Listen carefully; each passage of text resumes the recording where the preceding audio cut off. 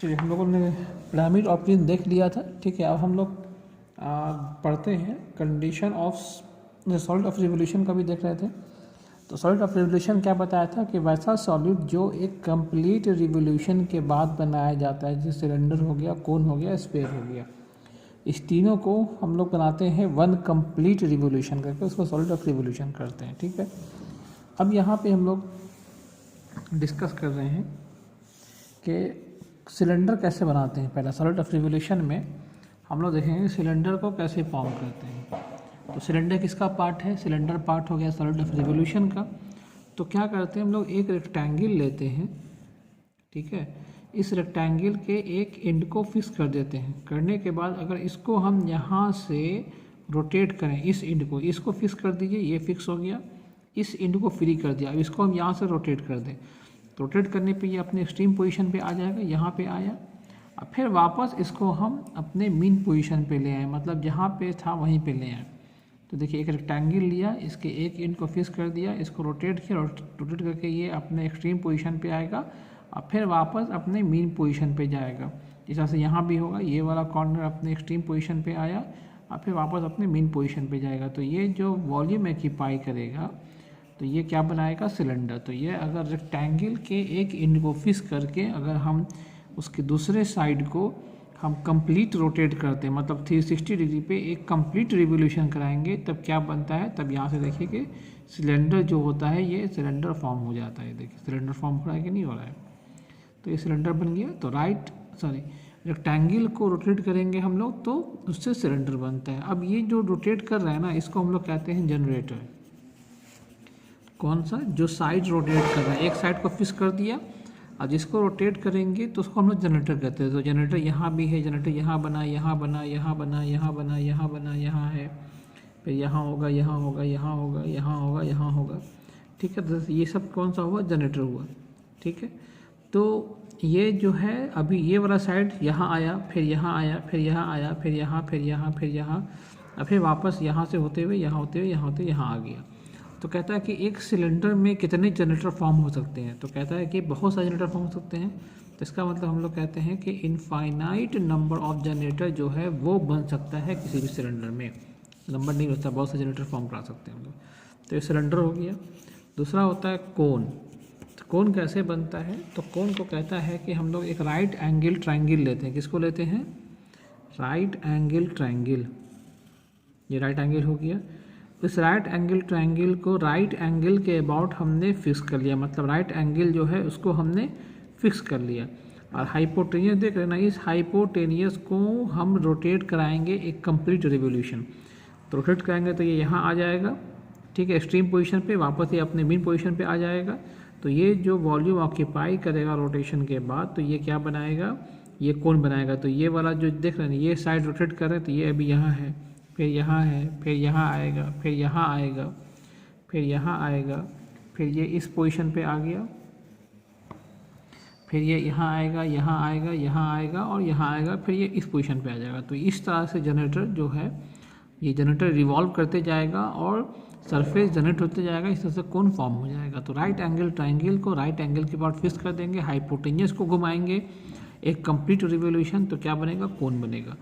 तो कोन में ये जनरेटर हो गया। हाइपोटेनियस जो होता है वो जनरेटर होता है। तो कितना नंबर ऑफ जनरेटर बनेगा यहाँ भी? तो यहाँ भी बनेगा इनफाइनाइट नंबर ऑफ जनरेटर। ठीक है, थर्ड है स्फीयर। तो स्फीयर कैसे बनाते हैं? तो स्फीयर कहता है कि एक सेमी सर्किल को लीजिए, इसको लेना है सेमी सर्किल को। इस सेमी सर्किल को डायमीटर के अबाउट फिक्स कर दीजिए। ये डायमीटर के अबाउट फिक्स कर दिया। ठीक है, उसके बाद क्या किया? इसको रोटेट कराएंगे। ये देख ना, ये जो पोर्शन है इसको रोटेट करा के इधर लाएंगे और वापस फिर नीचे ले आएंगे।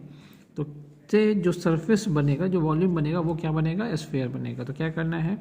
इसको हम यहाँ पे अभी यहाँ किया, फिर ये रोटेट होकर यहाँ जाएगा, यहाँ जाएगा, यहाँ आगे वापस, और फिर वापस आने के बाद ये फिर नीचे से फिर अपने मीन पोजीशन पे आएगा। तो ये जो वॉल्यूम ऑक्यूपाई करेगा, इससे क्या बनेगा? स्फीयर बनेगा। तो हम देख रहे हैं कि यहाँ पे जो तीन सॉलिड हुआ हम लोगों का, सिलेंडर हुआ, कोन हुआ और स्फीयर हुआ, तो तीनों किससे बनता है? वन कंप्लीट रिवोल्यूशन से बनता है। देयरफॉर इसका नाम हुआ सॉलिड ऑफ रिवोल्यूशन। ठीक है।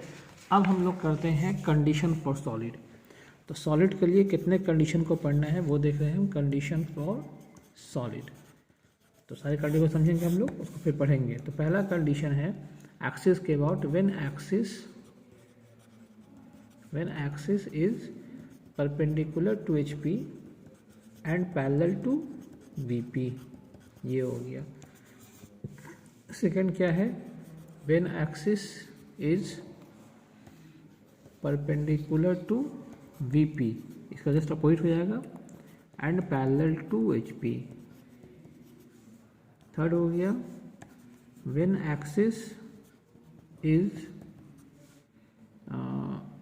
inclined to HP and perpendicular to and parallel to VP। चौथा हो गया, when axis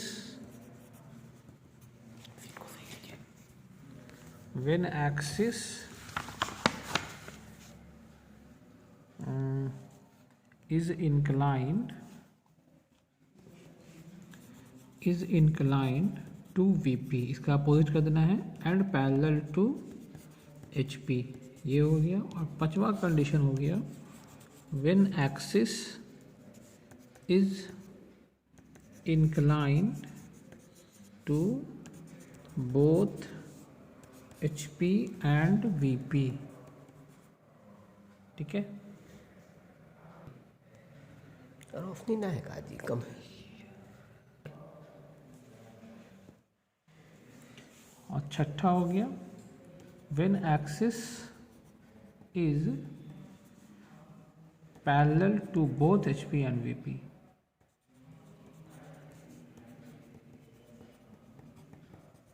ठीक है। तो ये हमारे पास 6 कंडीशन हो गया। तो 6 कंडीशन जो हुआ, इसी 6 कंडीशन को हम लोग को पढ़ना है वन बाय वन। तो हम लोग आज फर्स्ट और कंडीशन और सेकंड कंडीशन हम लोग करेंगे, ठीक है। बाई कंडीशन पे धीरे धीरे हम लोग करेंगे। तो यहाँ से हम लोग का स्टार्ट हो जाएगा। सॉलिड सबसे इंपॉर्टेंट चैप्टर होता है ये। तो पहला कंडीशन हम समझते हैं कि सबसे पहले, जैसे बताया था हमने प्लेन में कि सबसे पहले क्या पता करना है हम लोगों को।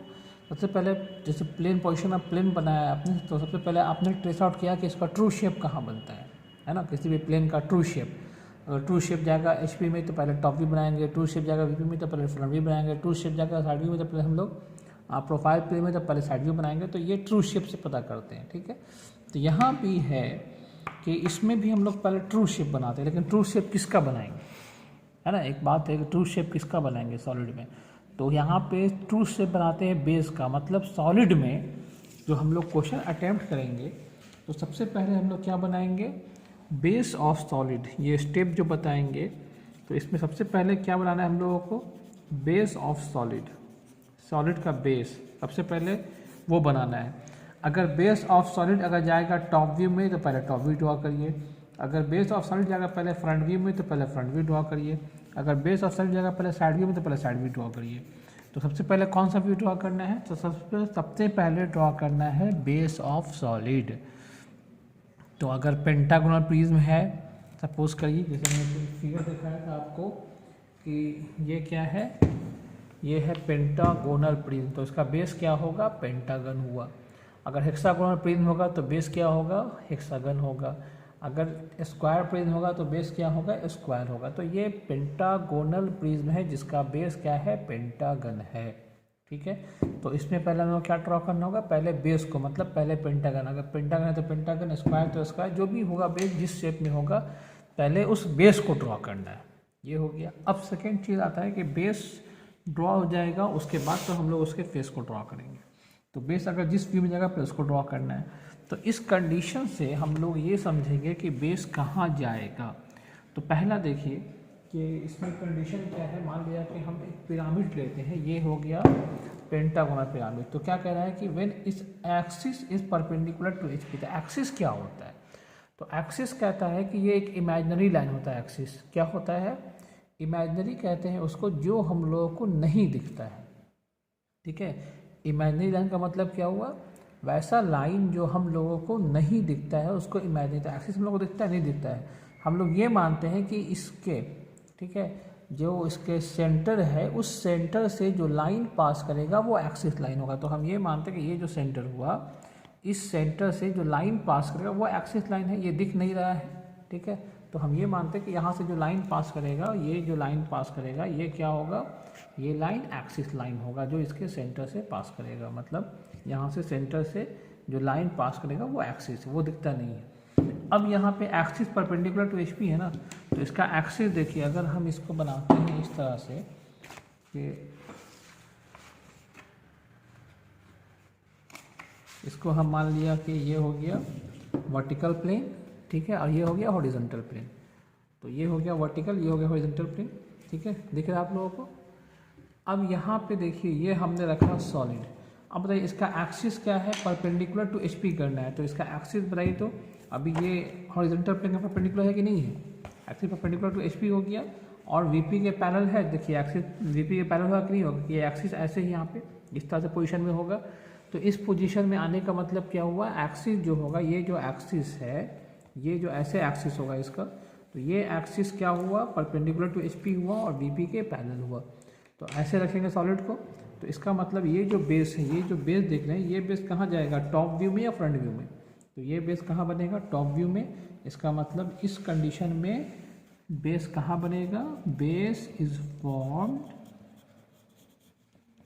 इन टॉप व्यू। ये पेंटागन कहाँ दिखेगा हम लोगों को, टॉप व्यू में। अगर सपोज करिए हम इसको लाते हैं, ये एक सॉलिड हो गया पेंटागोनल प्रिज्म, इसका वही चीज़ है, एक्सिस कहाँ से पास करेगा, यहाँ से इसके मिड पॉइंट से एक्सिस पास करेगा, ये एक्सिस लाइन हो गया।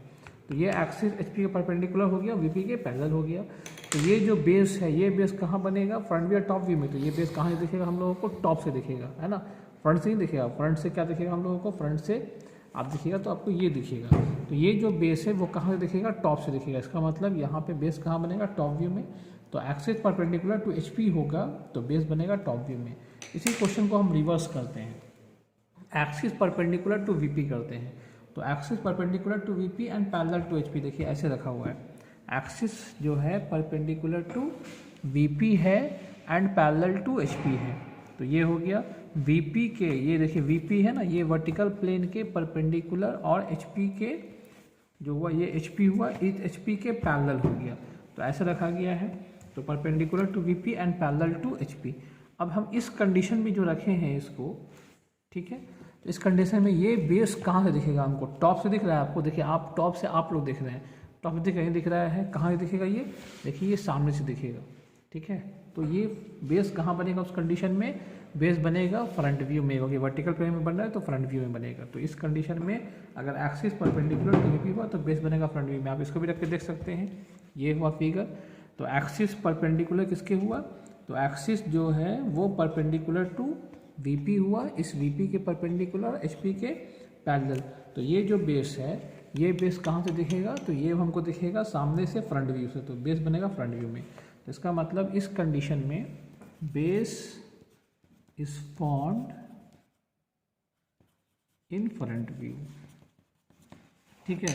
अब एक्सिस इंक्लाइंड टू एचपी है, तो देखिए ये एक्सिस हमने परपेंडिकुलर टू एचपी किया, ठीक है। अब इंक्लाइंड का मतलब क्या, एक्सिस ऐसे इंक्लाइंड होगा वह, तो एक्सिस अगर ऐसे इंक्लाइंड है, एक्सिस अगर ऐसे इंक्लाइंड है तो इस कंडीशन में बेस कहाँ जाएगा, तो बेस ना टॉप व्यू में दिखेगा ना फ्रंट व्यू में दिखेगा। टॉप से देखेंगे तो हमको ये दिखेगा, ये वाला फेस दिखेगा, फ्रंट से देखेंगे तो हमको फ्रंट से देखने पे हमको ये दिखेगा, तो हमको नहीं दिखेगा यहाँ पे। तो कहता है कि इस कंडीशन में क्या कहता है कि हम इसको रिजॉल्व करते हैं। रिजॉल्व कैसे करेंगे, तो ये दो कंडीशन देख रहे हैं, ये दो कंडीशन जो होगा ये दोनों स्टैंडर्ड कंडीशन होता है। हर कंडीशन को इसी कंडीशन में लाना होगा। जैसे प्लेन का होता है ना, प्लेन का दो कंडीशन स्टैंडर्ड कंडीशन होता है, यहाँ भी दो कंडीशन जो है ये स्टैंडर्ड कंडीशन है। आपको इसी कंडीशन में सबको लाना है। तो कैसे लाएंगे, अगर एक्सिस इंक्लाइन टू एचपी है, ये एचपी से इंक्लाइंड है ना, ठीक है, तो जिससे इंक्लाइंड है उसके परपेंडिकुलर कर दीजिए, ठीक है, जिससे इंक्लाइंड है उसके परपेंडिकुलर कर दीजिए, ठीक है। 14.5 तो एचपी से इंक्लाइंड है, परपेंडिकुलर टू एचपी कर दिया तो बेस बनेगा टॉप व्यू में। अगर ये इसका जो एक्सिस है वीपी से इंक्लाइंड है, यहाँ देखिए वीपी से इंक्लाइंड है, ठीक है, वीपी से इंक्लाइंड है तो परपेंडिकुलर टू वीपी किया तो बेस कहाँ बनेगा, देखिए बेस बनेगा फ्रंट व्यू में, ठीक है। ये बेस कहाँ बनेगा, ये दिखेगा हमको फ्रंट व्यू में। तो अगर एचपी से इंक्लाइंड है, परपेंडिकुलर टू एचपी किया, बेस बनेगा टॉप व्यू में अगर वीपी से ये इंक्लाइन था, हम परपेंडिकुलर टू वीपी किया, तो ये जो बेस हुआ, ये बेस कहाँ दिखेगा, फ्रंट व्यू में। तो ये होता है कि जिससे इंक्लाइन है, इसको भी देखते हैं हम लोग। ये अगर एचपी से ऐसे इंक्लाइन है, ठीक है, इसको परपेंडिकुलर टू एचपी करेंगे तो बेस बनेगा फ्रंट व्यू में, तो टॉप व्यू में। अगर ये वीपी से इंक्लाइन है, इसको हम परपेंडिकुलर टू वीपी, ये इंक्लाइन टू वीपी है, परपेंडिकुलर टू वीपी किया तो बेस कहाँ, ये बेस कहाँ दिखेगा, तो ये दिखेगा फ्रंट व्यू में। तो जिस प्लेन से इंक्लाइन है उसके परपेंडिकुलर कर दीजिए। तो ये इंक्लाइन टू एचपी है, तो परपेंडिकुलर टू एचपी करेंगे तो बेस बनेगा, base is formed in top view. इसमें क्या हो जाएगा, base is formed in front view, ठीक है। तो एक्सिस इंक्लाइन टू वीपी, तो एक्सिस इंक्लाइन टू वीपी है, परपेंडिकुलर टू वीपी किया तो बेस बनेगा फ्रंट व्यू में।